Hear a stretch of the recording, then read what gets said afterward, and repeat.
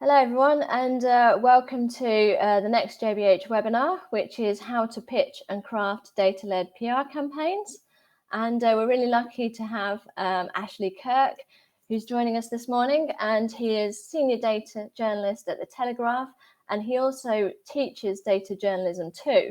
So you're really lucky that we're getting an hour, a free lesson really from Ashley. So we're going to be covering a lot this lunchtime. So I hope you've got a cup of tea and a coffee ready and a sandwich. And because we're going to be covering a lot, and we're going to be going through what is data journalism, how to source data, the principles of data visualization, how to find a story and pitch multiple angles from it, and also how to package your data pitch. So all really useful information, and I'm especially excited about the kind of principles of data visualization too, because I think that's something that we all need to know more about. So I'm going to hand over to Ashley now, and Ashley's going to tell you a bit more about his role at the Telegraph, and then he can kind of dive right into his presentation. Thanks, Jane. So hi, everyone. I'm Ashley Kirk. As you've just been told, I'm a senior data journalist at the Telegraph. I've been there for about 5 years now, and I really enjoy it. What data journalism basically is using data to tell stories. All of these things are data, essentially. People sometimes think of data and they think that it's just like lots of numbers, a spreadsheet, a wall of numbers, and we find stories out of that. And that is definitely part of what we do, but it's not the only part of what we do. So data can also be, text, images, audio, for example. We've all got one of these, and we're all generating data on our mobile phones through social media use and everything every hour of every day. And potentially we are able to access that and also analyze the data of that.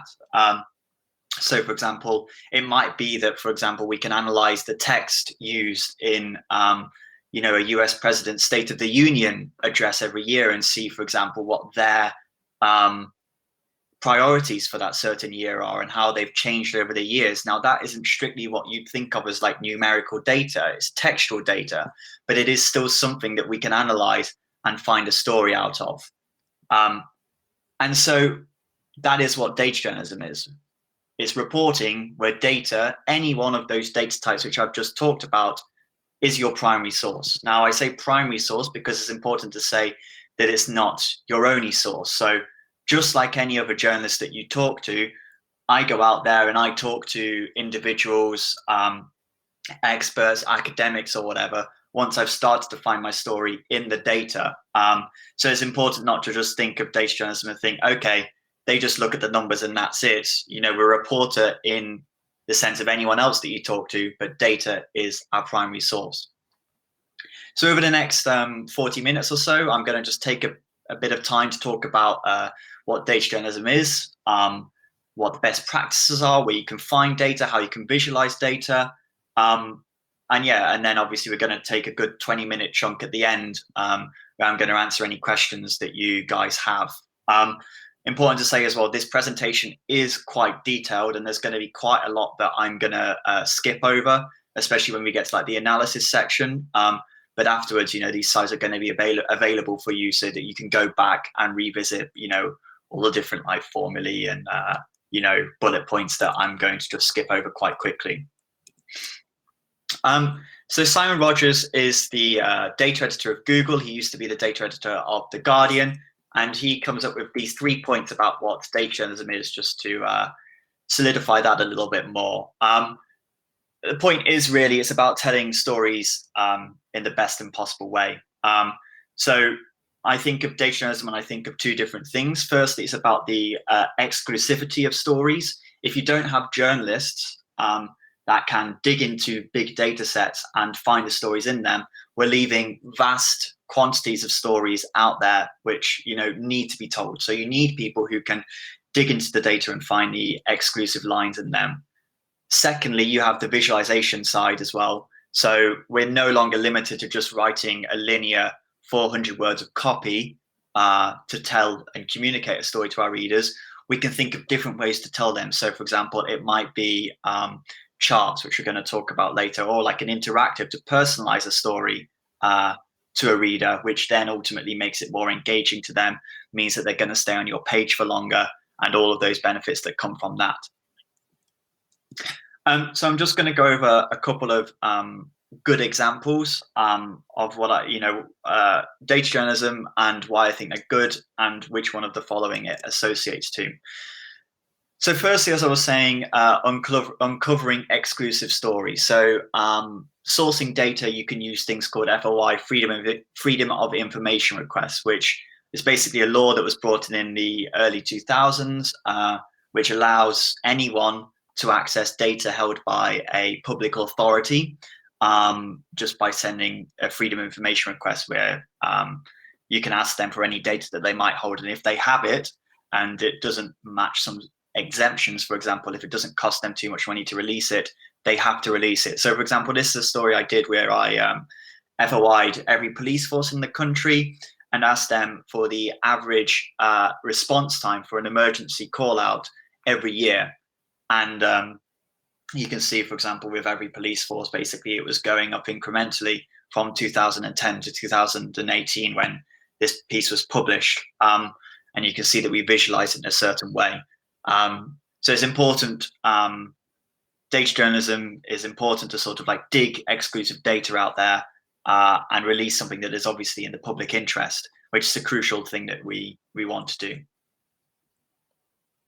Which obviously leads to front page stories. It's not just that we make charts, as some people think, or we're just some like weird numbers people in the corner that just do like nerdy stuff that no one really cares about. Data journalism can lead to front page stories, just like any other sort of like shoe leather journalism that more traditionally minded people might think of. So, for example, on the left here was a piece I did for the Telegraph, where police abandoned 2 in 3 burglary victims. That is all just open data that you can just access right now. If you just go to like Home Office crime outcomes data, you'll find like annual data looking at the proportion of different crimes that was leading to someone being prosecuted against, and we could have a look to see how that was dropping over time. So again, there's nothing that you don't need any code, you don't need even to use like FOI for that. It's just out there, and you need journalists to know, or PRs. You can pitch this data. There's too much of it for anyone to look at, really. So you need someone who knows where this data is first and foremost, and then can analyze it and then pitch that, and the potential is massive.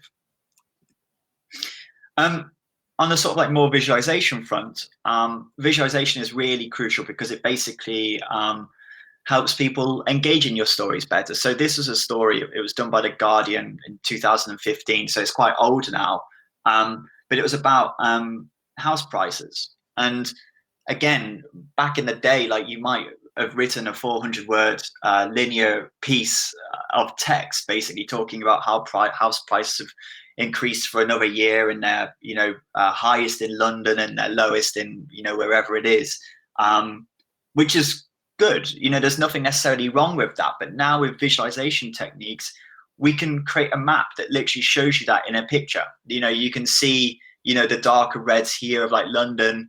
Obviously where, as a ratio to your own salary, you can see that it's basically more out of reach. Whereas, other areas, South Wales, you've got the blues, just north of Manchester as well. You can see these like cheaper areas where you might be able to afford based on your salary, which you could put it here. So it takes a story which might be quite bland and immediately allows you to put in some information about yourself. And then it tells you how the story impacts you personally, which is much more powerful. All the metrics show, for online stories where you include these kind of interactives, that engagement time and dwell time, people will spend a few minutes on your page if you include something like this. And obviously that is really powerful for, advertisers and, from a business model perspective for any publication or website. There's also something to be said about visualization. This piece was done by the Wall Street Journal, And rather than just saying or writing a comment piece talking about how vaccine, this is sort of like in response to like the anti-vax movement. And rather than just writing a comment piece talking about how vaccines have greatly improved our ability to tackle certain diseases like measles, they just created these graphics and basically put the data out there and said, well, you decide. So what you have here is, as the legend says, you have darker colors connotating more cases of any particular disease. That I think this screenshot is for measles, and lighter bluer colors showing lower cases. On the y-axis here, you've got every state in America, and on the x-axis, you've got as time goes by. And the key thing here is when the vaccine was introduced. So this one, like in 1963 or 4. And the visualization here is really powerful because immediately it just tells the story. I don't have to write any words for you to be able to understand that basically once the vaccine was introduced, those colors drop down almost completely across the board. And that is what a good visualization should do. It should just tell the story in as clear a way as possible. So I think these kind of things can really help increase public understanding of key debates. Again, explaining current affairs. These are slightly more complicated scatter plots from the Financial Times. They were explaining the 2016 Brexit vote by certain demographics. And the cool thing about these particular graphics is that, the EU referendum result was coming in through the night by local authority, all 382 local authorities. And obviously, it was a shock result. People didn't quite know how to explain it at the time. Obviously, we've got a better understanding of it now. But this data was coming in live, and they were immediately plotting against these different demographics of people on the x-axis. And so almost immediately, we could start to understand what kind of demographics or societal issues and divides were driving this result. So again, without this data, we would have had to wait for months and months for, academics or politicians to, find out or spin their particular explanations. Whereas the data, combining political data with demographic data, was enabling us to explain current affairs on a live basis. And then there's just something to be said for like entertaining readers. It doesn't all have to be like bland scatter charts, with like granular data, which you've got to spend like minutes looking at before you understand it. Some of you may have heard of someone called Mona Chalabi. She is a data illustrator, which basically she takes data on all kinds of topics and draws them, rather than just doing a simple bar chart and tweeting that. She'll hand draw cartoons and put them onto Instagram, and her the engagement for that and the people who share that is huge, far greater than any engagement that I've had on any of my visualizations. So it's definitely worth checking her out and seeing how it works. It's really powerful ways of just bringing to light, more fun topics. Well, not necessarily fun topics in the case of decapitated animals, but certainly illustrating stuff in different ways and engaging other audiences that you might not necessarily match up with, quite hard, dry numbers. So now I'm going to go through three topics: finding data, visualizing data, and analyzing data, and spending about 10 or 15 minutes on each one. So first, in terms of where we can source data, there's sort of two ways that I see it, sort of like open data and then, closed data, if you like. For open data, here on the left-hand side, is sort of like my first port of call, because if it's already available, obviously that's, the best thing for me. I can get it on the web pretty quickly. So crucial ones here, for example, the Office for National Statistics publishes data on a daily basis on a whole variety of issues on the UK, obviously, at the moment. Like they're publishing weekly data on coronavirus, but they also publish monthly data on all kinds of time series that are really important topics. For example, like unemployment was out today, GDP figures and everything like that. But they also publish more complicated stuff as well. So, for example, every quarter they release crime data. For example, I was just talking about that And quite regularly when they drop these pieces of data, they lead to page leads or front page stories or whatever. They write their own publication releases, but at the same time, they dump massive data sets out there. And so being able to download those Excel files, crunch them, and find lines that, you know, other journalists might not necessarily have seen is a really powerful tool. I'm not going to go through the others for the sake of brevity, but a lot of them basically work in the same kind of way. So Eurostat is basically the ONS equivalent of for the European Union. World Bank and the UN publish huge data sets on international data. That's quite a good one if, for example, you have UK data and then you want to like rank them. So say, for example, you have UK data on like you know, education rates, literacy rates, for example, among children in every country. Or, you know, you have it for the UK, for example, you can very quickly, at the click of a couple of buttons, download data for the whole international data set and find out where the UK ranks within that data set. And those kind of things just often like help contextualize data. And if you're struggling to find a news line in it, helps you, because immediately then you can say that the UK is, you know, in the top 10 or in the bottom 20% or whatever it is where it ranks. So those kind of things can help tease out a news line. But crucially as well, open data is good. It's really powerful, but at the same time, often our best stories are ones that obviously, you know, aren't already out there, aren't already, you know, out on the web for anyone to sift through and try and find a story out of. And that is where all of these other sites come into it, where we sort of like, I guess, find exclusive data, which then we can publish.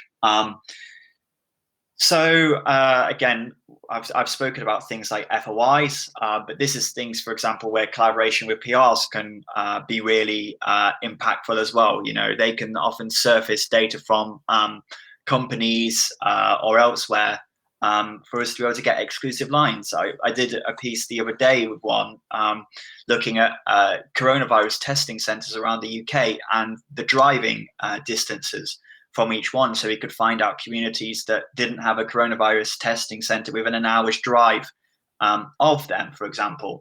And without that collaboration, I wouldn't have been able to do that on my own.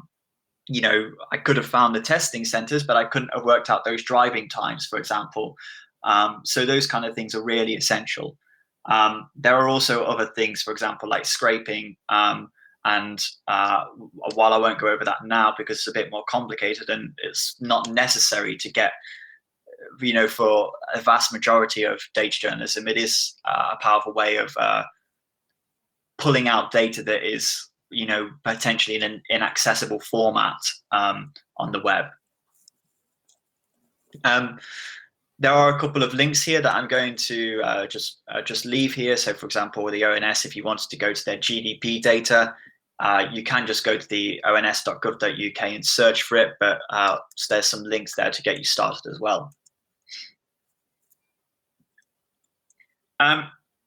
Crucially, there's a release calendar published by both the ONS and the UK government, which helps you plan ahead. So obviously this screenshot was taken last summer, but for example, this was probably taken on the 3rd of July. And in the upcoming section here from this link, I could see what was coming up for the week ahead. And so at the Telegraph, for example, what we'd do is we'd sit down every Friday and we'd have a look at the upcoming release calendar for the next week. And we'd sift through them and find out what we think is probably interesting and worth a story. So we'd go through this and we'd probably think, you know, monthly gallery fit visits is probably not like a very, I mean, it's cancelled anyway, so even less so, but probably not worth a strong line. Whereas we probably would see, you know, every couple of weeks, we'd probably see something very interesting here. So, for example, know that the crime figures are coming up, or there might be some analyses of the latest health situation or something like that. And that is where we'd see that. So we know, for example, that data set is going to come out at 9:30 in the morning on that particular day. And we can, you know, we can assign resource to it so that we're straight on that, so that we can get it on, we can analyze it, get the story online as quickly as possible, rather than waiting, you know, for it to come up on the day. So planning ahead through the release calendar of both the UK government website and the ONS release calendar is essential. So now I'm going to talk through some data visualization best practice. Communicating data is really important for many reasons, really. People always say that, like, a picture's worth 1,000 words, and there is something in that. Like, visuals sticking out in the mind much quicker. Like, as humans, our brains are informed by shapes, surfaces, colors, and all of this kind of thing. So if we can codify data into those kind of things like colors and shapes, that can really powerfully communicate a story. If we just take something simple, for example, the unemployment data that's come out today, I can say to you in a couple of lines of text that this has increased by 100% in the last month or whatever, but that's quite hard to compute, really. Whereas if I can have a line and then I can show that it's shot up immediately and you can see the scale of how much it's increased by, that is really powerful. So if we can harness visualization in a way to communicate our stories, that is, in my opinion, such a powerful way of communicating vast quantities of information to a reader. But that comes with responsibility, and as I'm going to show you in a minute, visualization is often a very abused format, and there are often ways where I just think it shouldn't have been done. So there's a couple of tools there to get going, but I can talk a little bit more about tools of data visualization if that's useful at the end. So I'm just going to go through a couple of different types of graphics, the main ones that I think you almost can visualize any different type of story that you have. So firstly, bar charts, sort of bread and butter, really. It's used for comparing categorical data, where basically you have one category and you're trying to compare different things. So for example, it might be, as you can see here, one on the film Fast and Furious, but it could be stuff like, for example, coronavirus cases. Now that is a category of data. And then at the bottom of it, you have different countries, and each country then has, a number for that category. The UK might be at 30,000, Italy might be at 28,000, or whatever it is. And then you're plotting the height of the bar, dependent upon how big, obviously, that number is. And immediately, the power of that story is that you can immediately see which is top and which is bottom and which is higher than the other. Whereas if you try to do that in a different way, for example, a pie chart, it would be very hard to rank them. So really a bar chart is used when you're trying to rank different objects, for example, countries, based on one number. And I would say if you're doing anything like that, don't go anywhere else apart from a bar chart, really, because it just communicates that so much more effectively. You can see that immediately which is highest and which is lowest. Line charts are very simple to remember because they should only be used if you're looking at time. When you're comparing trends over a period of time, you literally connect all the individual data points of one time series. So for example, here you can see India population. You have one number for India population per year. So therefore you connect the data points together, and then the line represents a trend, and you can see quite clearly which ones are going up and which ones are going down, at which point they overtake each other. So sometimes people think about using a bar chart to represent time, which in theory, it would still do it. You'd have a bar up to here for that particular year. You'd have a bar up to here for 2000 and so on and so forth. But the line communicates two things. It communicates that this is one time series of the same data. Like, we know that the same point in 1950 is corresponding to the same point in year 2000. And secondly, it shows that curve much more effectively. So we can see, for example, as China flatlines here, it's much more effective than, having a couple of bars, which, doesn't show that quite as clearly. So if you're looking at data over time, line charts are often the way to do that. Pie charts, you probably heard my dig earlier, like they're not my favorite. They are often very misused because they can often be used to compare categories in the way that you would want to use a bar chart. But one use case for using a pie chart is to show proportions. So, for example, if you have, for example, these polling back in like 2008, 2009, in the run up to the 2010 general election, was visualizing polling data on who they thought would be a better PM Chancellor combo of running the economy. And so therefore you've got 4 answers to that poll, Cameron Osborne, Brown Darling, you don't know, or you refused. And therefore that equals 100%. There's only 4 categories of data there. And so therefore you can visualize that quite clearly in a pie chart. It could be, for example, quite effective, for example, if, as is indeed the case, like almost half of the respondents were showing Cameron Osborne. So you can make a point out the fact that more people thought it was them than any of the other answers, for example. So it can be quite useful. However, as I'm going to show you in a minute, if you have more answers, say, for example, there's 6 or 7 answers there, the pie chart is going to get quite crammed in. And also, like, the numbers, they're all going to be around the same. They're all going to be about 20, 30%. And therefore, each of the slices of the pie are going to look quite similar. And it's going to be hard to rank them. So therefore, going back to what I was talking about before in terms of a bar chart, it will be a lot more simple to rank them and see which is the highest and the lowest, which is why I would always veer more towards a bar chart than a pie chart. Scatter plots are obviously a bit more complicated, but they are used to investigate relationships, or as we call them, like correlations. So if you have 2 variables, for example, here you've got on the y-axis, you've got UKIP vote share change in the 2017 general election and Conservative vote share change in the 2017 general election. And you want to investigate a hypothesis that you might have. For example, the Tories improved the most in areas where UKIP collapsed. A scatter plot is a way of doing that because you have individual data points. Each one of these is a constituency, and you have 2 numbers for it. You have the amount that UKIP dropped by. So, for example, here they dropped by around like 25 points. And you can see, for example, how much the Tories gained. So they gained by about 20 points. So it would be fair to assume that in those areas, UKIP collapse, helped, pro-Brexit Conservative Party in that particular area. Now, if you plot every one of those constituencies, all 650, you can quickly see a trend, which is shown by this line here, that on average, areas where you saw the UKIP change drop meant that the Tory vote share change increased.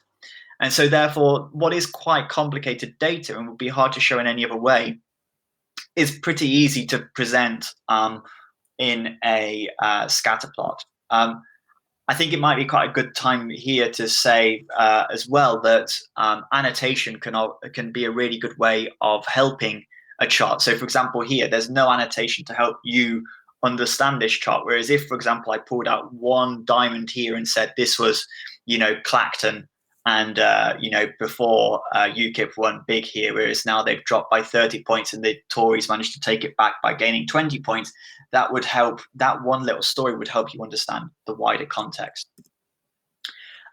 Maps are obviously good for showing geographic data. So if you have any data on like postcodes, longitude and latitude to represent a point, constituencies, local authorities, regions. Obviously, at the moment, there's with the coronavirus crisis, there's a huge raft of geographic data, whether it's on a country basis or lower geographic units, to show where these are spreading. And here on the left, you have what are called small multiples because there are more than one repeated. Choropleth maps, and choropleths are when you've got a range of colors across a geographic time frame. Geographic span. So, for example, here you can see in the last German general election, areas where Angela Merkel's CDU party lost. So light pink means that they didn't lose so much.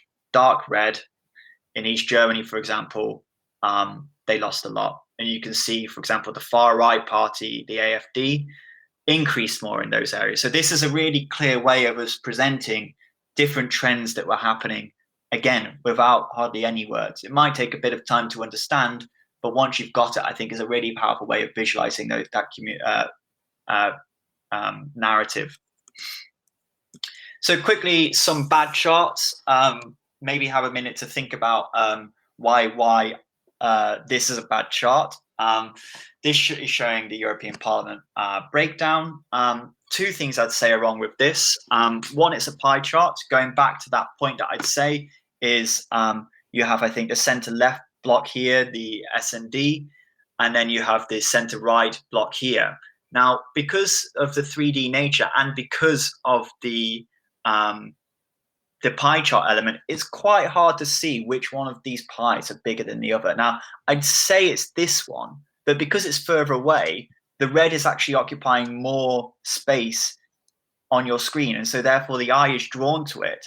And so therefore you could say that this could even be willfully misleading. You know, if you're trying to make this bit look larger, that is what the 3D-ness, you know, all of this chunk of the pie is irrelevant and misleading. And again, so get rid of the 3D thing. And again, I'd just say, again, even without the 3D, all of these sections will be very hard to see which slice of the pie is bigger. So I would, again, recommend doing it as a bar chart. Keep it simple because it will just rank them better and help you explain that narrative better. Likewise, from the 2016 US election, there was so much of this kind of stuff, which is manipulating the baseline of a chart. Now, you've got here Clinton on 43% and Trump on 45%. Now, any pollster will tell you that isn't within margin of error. Like, that's nothing. There's no gap there. Clinton could be on 46%, really. But because of this massive gap, it makes it look that Trump is much more in the lead. And so, for example, might galvanize his supporters to come out more.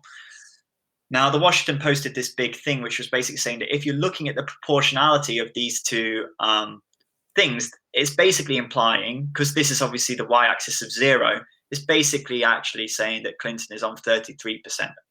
So again, you've got to be it's very important with visualization to be as clear as possible. And part of that would be, for example, putting your y-axis at 0 to make sure that you are accurately and proportionately representing data. I'm going to skip over a few things here, but just to say, again, in this spreadsheet, in this PowerPoint that I'm going to share with you, there's quite a lot of resources. For example, this FT Financial Times visual vocabulary sheet, which you can print off, which basically tells you, you know, if you're ranking data, what kind of chart would you use for that? So, for example, bars that we were talking about, or if, for example, you're looking at change over time, you know, are you looking at a line chart or something else? So this is a really nice way that they've codified different types of visualization based on the type of data that you're trying to present. So I'd really recommend you having a look at that, which will help you basically find the best way of communicating your story. And these questions here are ones that I always ask before I even touch Adobe Illustrator or something to make my visualization. And really, they just boil down to, you know, is it the best possible way of telling the story? Can I visualize it? Can I visualize it in a different way? Or actually, is it just hindering it, and therefore I shouldn't do a visualization at all? Sometimes people think that, like, you need to use a visualization, but sometimes it can just overcomplicate things. And sometimes, you know, just good old-fashioned text is the best way. Data analysis is sort of like the bread and butter of data journalism. It's the way that we actually find the stories.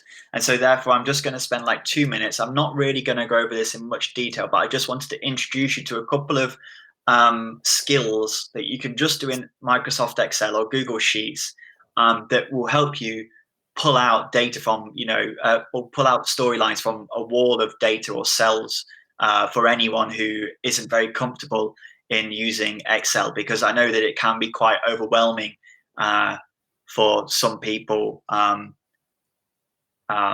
So yeah, you can often do quite a lot with just simple addition or subtraction or division or multiplication. These are the signs to be using in each of these cases. But so, for example, a simple division can help you take what would be, say, for example, you had coronavirus cases by local authority. It's clear that there are more coronavirus cases in a London local authority than a rural local authority, for example. But by using a simple division, you can divide the total number of cases by the total number of people in a particular area, and therefore get a per capita number, which is therefore more comparable across the country, and you can see rates of infection, which is a lot more powerful and a lot more effective, because then you can say, for example, 1 in X number of people are infected in that particular area. Now, that is as simple as doing one division, taking one number, putting the slash sign, and taking another number. It's not very complicated, and you can just drag it down in Excel, and it's very, very simple. Sorting and filtering are crucial ways of finding the largest or smallest of something. So if you have a range of values, you can just apply a filter to it. And again, just search on Google, like, how to filter in Excel, and you can find that out. If functions are very useful. Pivot tables are great for grouping data and manipulating it. And VLOOKUPs are a good way of combining different data sets. So once you have your story, I'm just going to talk for 5 or 10 minutes about how to pitch your data and some tips that I think are good.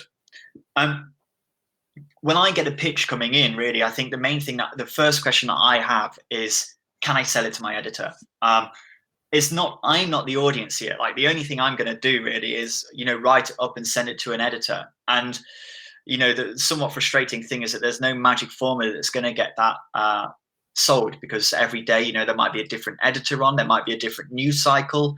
And that means that pitches can be subjective. One day it might get picked up, one day it might not be. And that's as frustrating for me as it is for you, really. More specifically, though, I'd say a couple of things with data-led pitches. If I'm interested, I will always ask you for the data. So therefore, maybe to save both of our time, can share the data, in the first pitch, for example, in the first email. As a data journalist, I need to be able to look into the data myself, analyze it myself, both from sort of like an accuracy point of view, but also just from a point of view is this the best story, or is there actually another one that I can find out, which then enhances our story together? So I will always ask for the data. So I would just request, share it in the first place. The data sourcing is important as well.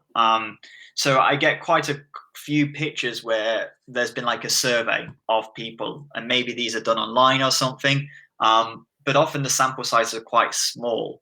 So you might have a survey of 500 people, and it may not have been weighted. And by weighted, I mean controlled for demographics. So for example, if you're trying to represent the country as a whole, have you got the right proportion of elderly people or the right proportion of ethnic minority people in those 500 people? And if you haven't, it's not representative. And therefore, there's no story there, because, we've just essentially picked 500 random people. They're not representative of anything. And so therefore, you can just say whatever you want. And so therefore, it's important to think about how data is sourced so that we can, get the most out of it, make sure it's an accurate story, and ultimately for you, make sure that someone like me is going to pick it up. I just wanted to also reinforce that, we are in the same boat. Going back to my first point is that every journalist, wants stories, they want good stories. And frankly, if they don't have to do that much work and great stories are landing into their inbox, they're obviously going to be happy about that. Because then they can pitch it to their editor's happy with them, and then they've got more time for other stories. I think an important thing to say as well is that, in my belief, it's good to tailor your pitches. So, what might work well at the Telegraph, for example, might not work so well for the Independent, for example. Or, even more niche publications like smaller magazines that, have a more specific audience. And if you just mass email all of them together, your likelihood of hitting success on any one individual one is quite low. Whereas if you limited the number of people you sent it to and sent more targeted pitches, so for example, you sent a more telegraphy line to a Telegraph journalist, and then you sent a more new science, a more sciencey headline to a science trade publication, I would bet that you're probably more likely to get better success in one of them. Brevity is key. Don't send over a vast wall of data. Journalists, they don't have much time, and so therefore, if they have to spend time digging through a massive email, they're probably going to just shut it, or like not open it in the first place. Whereas what I'd say is that write an email subject as a headline, because that's ultimately how journalists think. Then maybe put some key bullet points at the top of your email to like as further like subheaders almost, and then list the detail underneath. And I think that formula is how I would go to try and grab a journalist's attention as quickly as possible. On the sort of like visualization front, when it comes to pictures, it's good to send visualizations, I'd say, because they obviously help my understanding of it. But the likelihood is that we won't actually use that visualization for our own website or public or newspaper, because the Telegraph has its own house style. And by house style, I mean fonts, colors, visual literacy. So like, the right way that we would argue to visualize certain data, like in principles. And therefore, we will want to almost certainly do the visualization ourselves, which then leads me back to saying, if you can give us the open data, then we can do that. So I wouldn't say don't do visualizations, because I think they help my understanding. They're obviously quite fun to do, and it could help us. It could advise us almost like how to visualize it, but don't send visualization as a replacement of sending the data, because we'll want to see the data anyway. And in terms of crediting, I'd just say that data journalists, it's sort of been drilled into us the practice of like open data and open sources in terms of links, so that anyone can go back and dig into the data themselves. So always ask for that kind of thing. I'd say if it's important, but of course it is just important. So yeah, do always ask for that. So that happens. Quite often, especially if it's like a more complex data heavy piece of work, data journalists will write almost like a methodology section, probably not in print because we don't have much space, but online, we'd probably put like a methodology section at the bottom of the article, and then that can dig into further detail about like how the data was sourced and how it was analyzed and how we came up with the news lines that we did. And therefore, I think that is a good space as well for you to then obviously get further credit as and where you want and as is appropriate. And just finally, and these are just more principles of journalism, but be topical and relevant, and know the journalists that you're pitching to. So for example, I work almost exclusively with the news desk at the Telegraph, and they have they love stories on things like crime and health, for example. And therefore, I know that if I have a current newsy story on crime, for example, I know that it's going to hit well. And I feel like you should also have that in mind when you pitch, because that is also ultimately going to increase your chance of success as well. And yeah, just to finish off, the story is the key.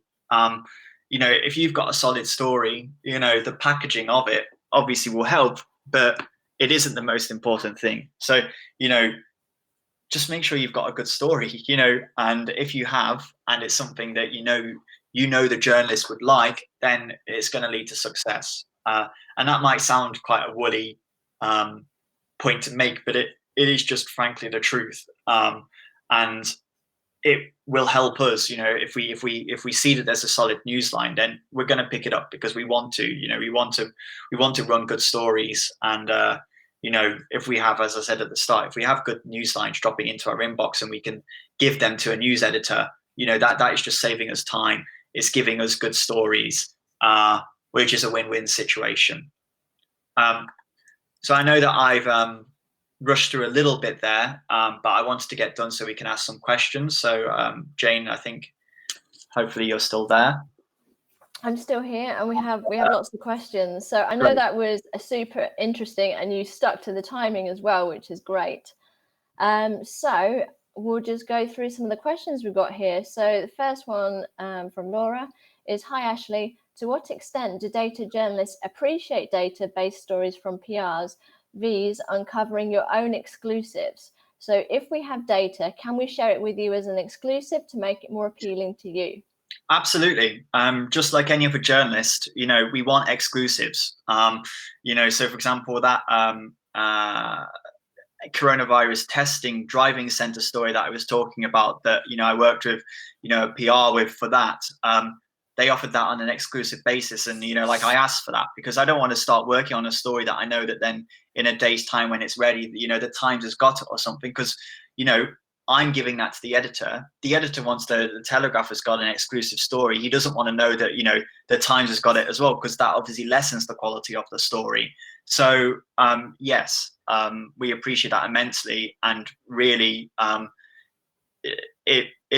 it lessens the quality of the story in our eyes if, for example, we know that other newspapers might be running with that the next day. So just like any other topic, having exclusive data is key for the quality of the story.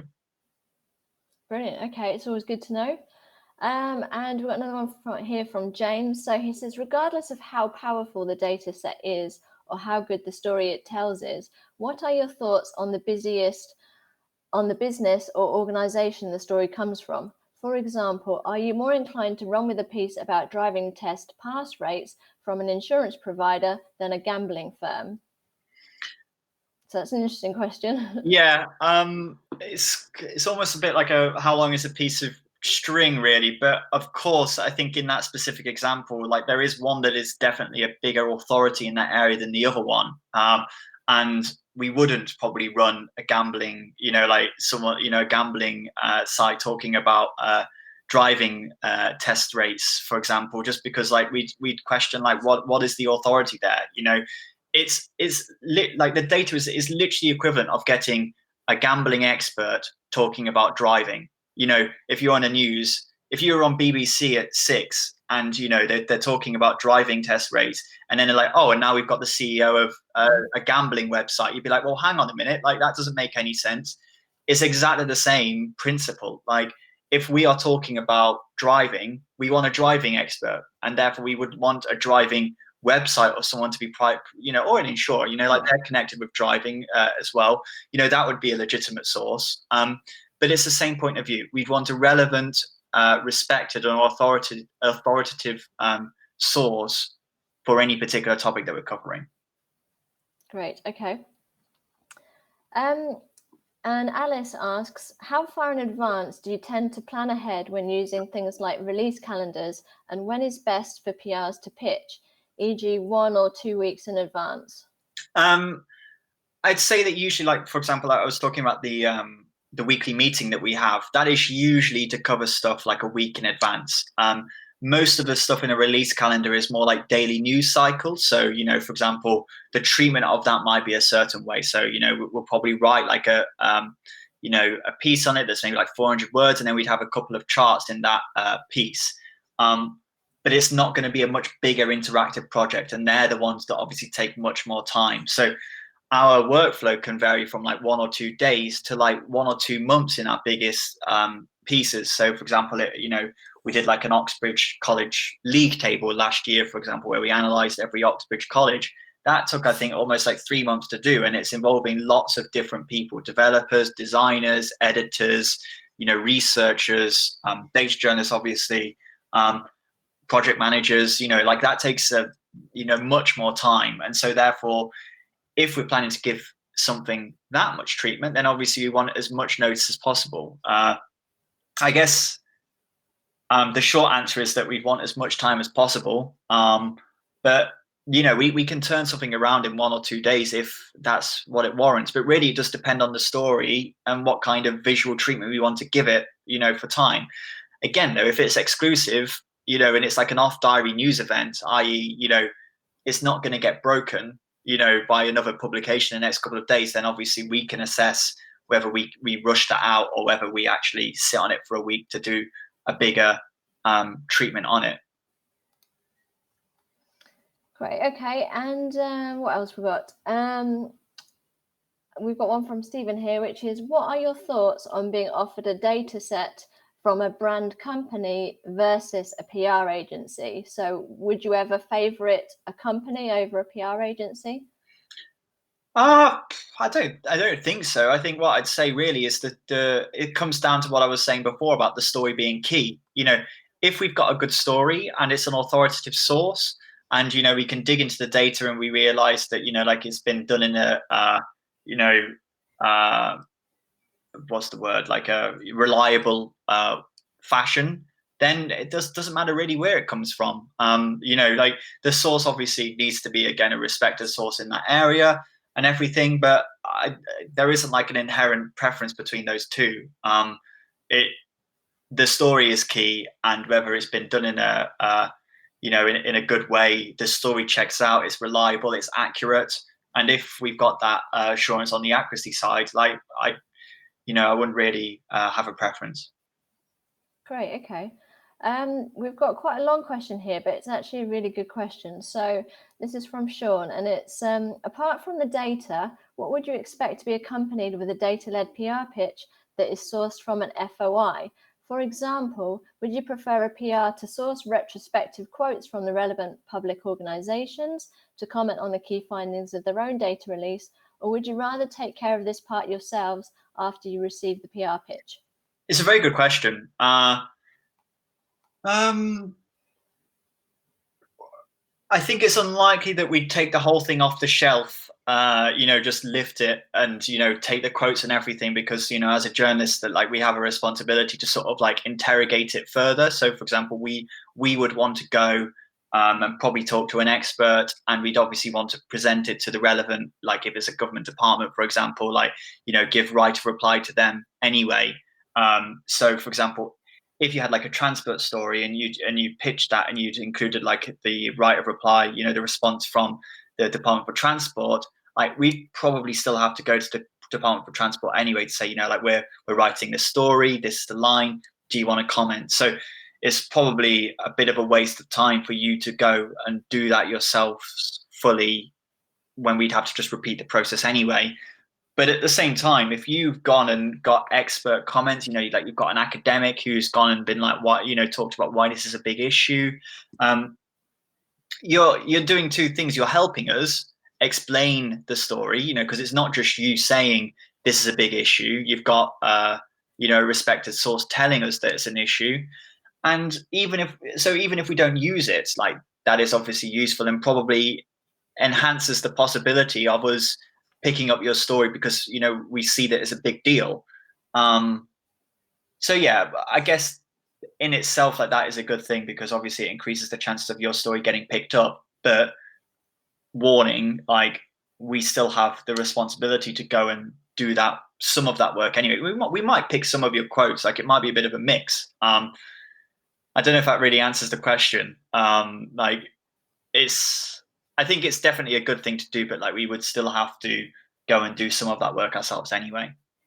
So it sounds like you're saying kind of just send anything relevant you have, and then you'll see if you need to kind of add anything yourselves afterwards. Yeah, but again, crucially, come back to the point in my presentation as well, like but just by saying that I think brevity in a don't just like dump everything in one big email and hope that like we'll sift through it. Like obviously sometimes that might happen, but your key thing is to keep it as tight as possible, certainly at the top of the email, so that like a journalist can get grabbed by a headline and a couple of key points, and then you can go down and give some more data information. But yeah, like some, like for example, I often get pictures from like YouGov, for example, and they do that very well, like a headline at the top, some key bullet points, and then they'll give some more detail on the data, and then they'll have a little comment from their like head of politics or whatever it is. And again, if we're just thinking of doing a quick story on it, then including that quote is good, because then we can just lift that quote as well.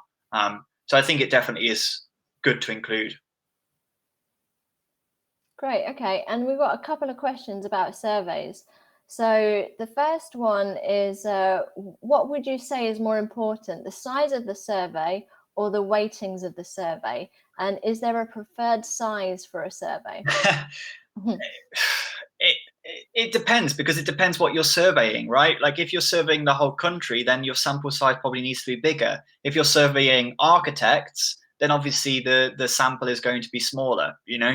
So it does really depend on, like, you know, the wider group that you're trying to survey, you know? I'm not a pollster, so I'm not, I don't, you know, like I wouldn't want to advise on like what the kind of right balances are, but you know, like pollsters all the time in the news, you know, every general election, you know, there's a, you know, a post-mortem of, you know, which pollster got it right and which one doesn't. And they do it for you know, a living, you know, and part of that is down to, you know, like, you know, the sample size and how much they weight by, you know, do they weight non-voters higher or lower? How do you then account for the fact that they might turn out, you know, like it is a hard thing. And I wouldn't want to put any specific numbers on it because there's a lot of things that depend. I'd sort of say that if I saw anything under like 1,000, like I'd probably be worried, because certainly if you were then breaking that down demographically, by the time you get down to like the younger people or the older people, you've probably only got about like 50 people in that particular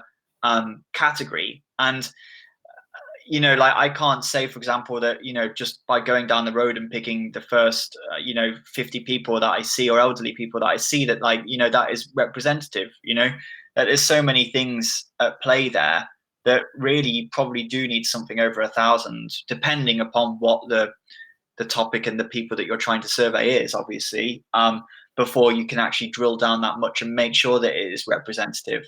So I did, when you said it's about surveys, I knew that I was going to get asked about that when I mentioned it previously, and it is something that like I don't want to give too much advice on. Like, you know, it might be worth trying to talk to some like professional pollster or polling expert or something to talk a bit more about sample sizes and weighting, because it is a difficult one. But yeah, those are the issues that are at play, but it does depend upon what you're surveying specifically, I guess. Great. Okay. I've got another question here. So we've got time for one or two more questions, and then I think we'll have to wrap it up. But it's, how do you prefer to receive data? Do you prefer it as an attachment via Dropbox or via Google Drive, for example?